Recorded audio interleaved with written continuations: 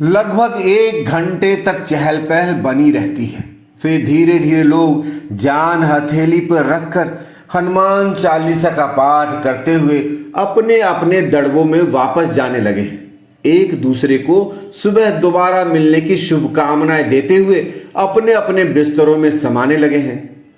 विश्वविद्यालय कैंपस की ओर गई टोलियां भी हंसी ठिठोली करते हुए वापस आ रही हैं। मारू और उसकी मित्र मंडली भी वापस आ रही है। मारू और बालाजी में हमेशा की तरह चलने वाली एक शाश्वत बहस छिड़ी हुई है कि दोनों में से अच्छा क्रिकेटर कौन है। हंसी के फव्वारे भी छूट रहे हैं, लेकिन इसी हंसी के आवरण के नीचे कहीं ना कहीं सबके मन में एक भय समाया हुआ है, मृत्यु का भय। पर एक आदमी दूसरे आदमी से इस बारे में कुछ कहता नहीं है। दूसरा कोई चारा भी तो नहीं है। अब जब कोई दूसरा विकल्प ही नहीं है तो फिर चर्चा से क्या फायदा। आखिर इतनी रात में कब तक बाहर रहा जा सकता है। और फिर सुबह कोचिंग भी तो जाना है, पढ़ना भी है, ढेर सारे काम है जो करने हैं अपने अपने सपनों को पूरा करने के लिए। यह यहाँ की इकलौती ऐसी घटना नहीं है। दिल्ली एनसीआर में अक्सर भूकंप के झटके महसूस किए जाते हैं। भगवान का लाख लाख शुक्र है कि अब तक यहां पर कोई बड़ा भूकंप का झटका नहीं आया है, वरना एक एक ईंट से बने इन छोटे छोटे दड़बों की बिसात ही क्या, भागने का अवसर तक नहीं मिलने वाला। इस छोटी सी कॉलोनी में लगभग 3000 लोग रहकर पढ़ाई करते हैं। यहाँ भारत के सभी राज्यों से प्रायः सभी प्रकार के लोग हैं, ज्यादातर पढ़ने वाले और कुछ ना पढ़ने वाले भी। सभी की आंखों में सुनहरे भविष्य के सपने पलते हैं। ये युवा सभी तरह के अभाव झेलते हैं, पर फिर भी वे मुस्कुराते हैं, हंसते हैं, ठिठोली करते हैं। सच कहें तो शायद किसी बड़ी दुर्घटना की आशंका को भी मुंह चिढ़ाते हैं। प्रत्येक बार जब कोई ऐसा झटका आता है तो कॉलोनी को कुछ नए प्रतिभाशाली मिल्खा सिंह मिल ही जाते हैं। जीवन सामान्य हो जाता है। चाय की चुस्कियों के बीच सिगरेट के छल्लों व पराठों की महक का आनंद चलता रहता है। यह है क्रिश्चियन कॉलोनी, कब्रिस्तान के अवशेषों पर बसी हुई। दिल्ली विश्वविद्यालय के उत्तरी कैंपस में पटेल चेस्ट अस्पताल के पास स्थित है। कॉलोनी के सामने से गुजरने वाली सड़क के ठीक विपरीत मॉरिस नगर पुलिस स्टेशन है। इस थाने की बसावट से कॉलोनी में होने वाली गतिविधियों में रोचकता बनी रहती है। यहाँ के पुलिस वालों के साथ कॉलोनी के लड़कों का विशिष्ट रिश्ता है। एक दूसरे के इलाके में आना जाना लगा ही रहता है। कभी लड़के थाने पहुंच जाते हैं तो कभी थाना अर्थात पुलिस कॉलोनी में। आंख मिचौली चलती रहती है। यद्यपि यह आना जाना मुख्यतः आपस में छोटी मोटी लड़ाइयों को लेकर ही होता है। किसी बड़े आपराधिक कृत्य का अनुमान न लगाएं। लोक सेवा आयोगों, सरकारों और अपने समय से प्रताड़ित इन लड़कों में इतनी हिम्मत ही नहीं है कि वो कोई बड़ा अपराध कर पाए। नौकरी ना सही, राजनीति का रास्ता तो खुले। सामने ही मुख्य सड़क के दोनों ओर पैदल चलने वालों के लिए काफी चौड़ा फुटपाथ है। सड़क पर या फुटपाथ के सहारे दाएं चलने पर दिल्ली विश्वविद्यालय का एक गेट आ जाता है। जैसे ही आप दाईं ओर फुटपाथ के सहारे बढ़ते हैं तो किनारे पर एक सीधी रेखा में ढेर सारी दुकानें हैं। स्टेशनरी, प्रतियोगी परीक्षाओं की किताबों और फोटो स्टेट की दुकानों की अधिकता है। चौराहे से थोड़ा पहले एक बहुत पुरानी फलों की दुकान है। कॉलोनी के बहुत से लड़कों के लिए फलों की आपूर्ति यहीं से होती है। थोड़ा आगे चलने पर आने वाला चौराहा वैसे तो अन्य चौराहों की तरह ही है, फिर भी कुछ चिरकुट टाइप के लोग इसे विशेष मानते हैं। मिरांडा हाउस और दौलत राम कॉलेज के मध्य स्थित होने के कारण कुछ लोगों के लिए पवित्र चौराहा की तरह है। दौलत राम की ओर बढ़ने पर आमने सामने आर्ट्स फैकल्टी और एसआरसीसी भी मिल जाएंगे। चौराहे को पार करके सीधे आगे बढ़ने पर दिल्ली मेट्रो और रामजस कॉलेज को जोड़ने वाली मुख्य सड़क मिलती है। रामजस के पास ही हंसराज, हिंदू, किरोड़ीमल जैसे कई नामचीन कॉलेज हैं। इस मुख्य सड़क को पार करने पर दिल्ली विश्वविद्यालय का एक गेट है। गेट के बाएं एक छोटा सा चबूतरा है जिस पर पहले कभी प्रसिद्ध जय जवान टी स्टॉल हुआ करती थी।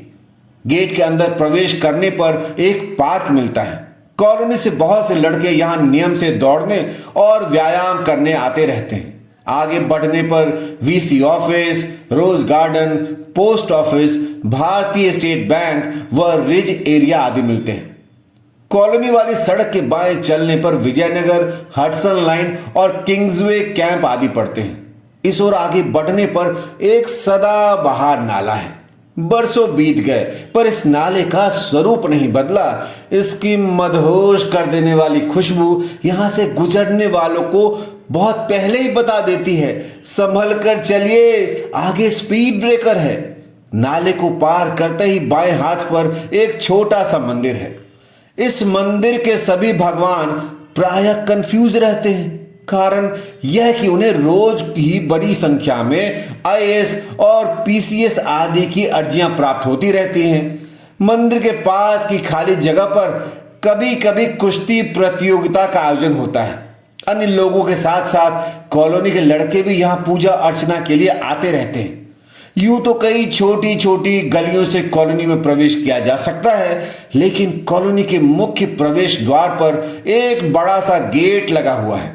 इसे देखकर अनुमान होता है कि पहले कभी इस गेट का रंग लाल रहा होगा, पर अब तो मटमैला लाल रंग व गेट की प्राचीनता कॉलोनी की प्राचीनता का सर्टिफिकेट है। गेट के अंदर प्रवेश करते ही ऐसा लगता है कि जैसे किसी दूसरी दुनिया में आ गए हैं। संकरी गंदी छोटी छोटी गलियां जो हर समय चहल पहल से भरपूर रहती है, जीवंत इतनी की पूछो ही मत। प्रवेश द्वार से सीधे 50-60 मीटर चलने पर एक चर्च है। कॉलोनी की गलियों में आप कहीं भी खड़े हो जाएं, कहीं ना कहीं से पानी की बूंदें आप पर गिर सकती हैं। इससे बारिश शुरू होने की गलतफहमी हो सकती है, पर मजाल क्या कि आप यह पता लगा सकें कि पानी की बूंदें कहां से आ टपकी हैं। यहां भारत के विभिन्न राज्यों से आए विभिन्न जातियों, धर्मों और वर्गों के लोग एक साथ रहते हैं। आप अपने घर से अमीर हो या गरीब, कॉलोनी सभी के साथ एक जैसा व्यवहार करती है। भारत के पूर्वोत्तर राज्यों से आए विद्यार्थियों की अच्छी खासी संख्या यहां रहती है। ये लोग आपस में बात करते समय अपनी भाषा का इस्तेमाल करते हैं। वैसे प्रमुख भाषा के रूप में हिंदी ही है। हिंदी और उसके विभिन्न रूप जैसे बिहारी हिंदी, हरियाणवी हिंदी या उत्तर प्रदेश की हिंदी आदि। अंग्रेजी पीने के बाद ही बोली जाती है और प्रायः व्याकरण की क्षमता से परे होती है। ऐसा नहीं है कि यहाँ अंग्रेजी जानने वाले विद्यार्थी नहीं रहते, लेकिन एक बार आप कॉलोनी में रहने लगे तो कुछ ही महीनों में अंग्रेजी की ऐसी तैसी हो जाती है, या कॉलोनी की भाषा में अंग्रेजी की मां बहन एक हो जाती है। शायद सबसे अधिक संख्या बिहार से आए विद्यार्थियों की है। उत्तरी ध्रुव पर 6 महीने का दिन और 6 महीने की रात होती है। दक्षिणी ध्रुव पर भी 6 महीने की रात और 6 महीने का दिन होता है। क्रिश्चियन कॉलोनी को हम पृथ्वी का तीसरा ध्रुव कह सकते हैं। यहां कभी रात नहीं होती। चाय की चुस्कियां, सिगरेट की दुकानें, पराठों की महक, बन, मक्खन और आमलेट यहां की रात की खासियत है। आसपास दिल्ली विश्वविद्यालय के ढेर सारे हॉस्टल हैं। यदा कदा यहां के लड़के लड़कियां भी इसका लाभ उठाते हैं। रात में भी दुकानों पर चहल पहल बनी रहती है। दिन में चाय, समोसा, ब्रेड पकौड़ा, लिट्टी आदि यहाँ के जाने माने पकवान हैं। बाहर के लोगों की भी इस पर तीखी नजर रहती है। दुनिया भले ही ऋतिक रोशन, सलमान खान, विराट कोहली या महेंद्र सिंह धोनी की दीवानी हो, लेकिन यहाँ कामेश्वर, महावीर, अनिल जाने पहचाने नाम हैं। सुनील, सुशील, मामू, उत्तरांचल मिस यहाँ की अर्थव्यवस्था के अनिवार्य अंग हैं। क्रिश्चियन कॉलोनी का समाज बेहद गतिशील समाज है। गति ऐसी कि खुद गति भी शर्मा जाए, जैसे चाय की दुकानें। दरअसल होता यह है कि यहाँ चाय, लिट्टी या समोसे की दुकानें भूसनत्यों की तरह हैं। भूगोल में एक अवधारणा है पर्वत निर्माण को लेकर।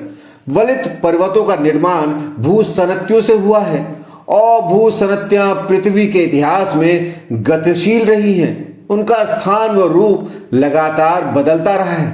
ठीक यही चीज कॉलोनी में लगातार खुलने और बंद होने वाली दुकानों पर लागू होती है।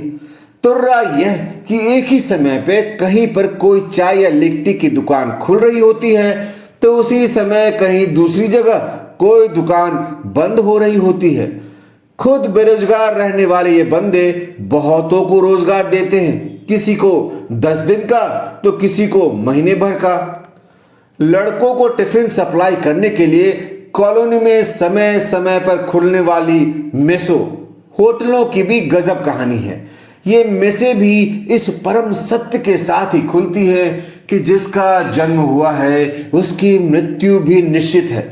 यहाँ ज्यादातर नए उद्यमियों की हालत भारत में जवान होते लौंडों की तरह हो जाती है, जो और कुछ करे ना करे पर अपनी जवानी के दौर में एक बार तो जरूर गुनगुनाते हैं, जिंदगी की तलाश में हम मौत के कितने पास आ गए।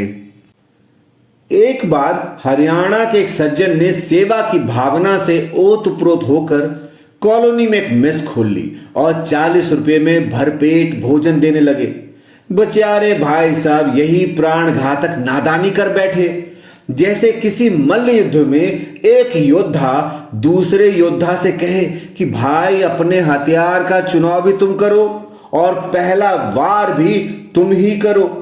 अब इतनी बड़ी भीड़ में कुछ प्रतिभाशाली पेटू टाइप बाहुबली तो मिलने ही थे।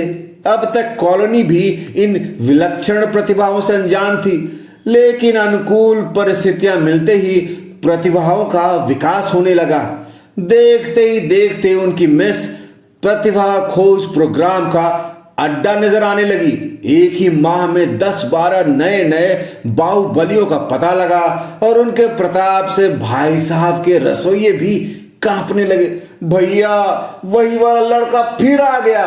इतना सुनते ही भाई साहब सहित सभी के चेहरों का रंग उड़ जाता। आखिरकार उनकी मेस की भ्रूण हत्या हुई। मात्र 2 माह बाद जब भाई साहब अपनी सेवा भावना की लाश कंधे पर लाद कर कॉलोनी छोड़ जा रहे थे तो उनका रोम रोम जैसे गुनगुना रहा था, बड़े बेआबरू होकर तेरे कूचे से हम निकले। ऐसे ही बिहार से व्यक्ति आए थे टिंकू जी। वे काफी हंसमुख और मिलनसार थे। मारू से उनकी खूब बनती थी। वे जानते थे कि अपने घरों में नाजों से पले लड़कों को कॉलोनी में टीवी भी देखने को नहीं मिलता। उस समय मोबाइल भी इतना होशियार स्मार्ट नहीं होता था, लिहाजा उन्होंने अपनी मेस में टीवी की व्यवस्था की। वह जमाना सचिन तेंदुलकर का जमाना था, सो बात उल्टी पड़ गई। वे हंसमुख और मिलनसार तो थे ही, किसी को मना भी नहीं कर सकते थे। तो यह तय था कि अगर सही समय पर टिंकू जी ने अपना बोरिया बिस्तर ना समेटा होता तो शायद वो कॉलोनी से टीवी के मरीज होकर ही निकलते। लेकिन मजाल क्या किसी ने कामेश्वर या महावीर को हिलाया हो, सुनील सुशील या उत्तरांचल वाले को हिलाया हो। कॉलोनी का मॉडल हमारे प्राचीन गांवों की तरह से है, जो कि स्वयं आत्मनिर्भर हुआ करते थे। कॉलोनी को भी आत्मनिर्भर कहा जा सकता है। जरूरत की छोटी मोटी चीजें आपको यहीं मिल जाएंगी, कहीं बाहर जाने की आवश्यकता नहीं है। यद्यपि यहाँ कोई मेडिकल स्टोर नहीं है, लेकिन सामान्य इस्तेमाल की दवाइयाँ मिल जाएंगी। इतना ही नहीं, लगभग प्रत्येक बिल्डिंग में कुछ डॉक्टर पाए जाते हैं।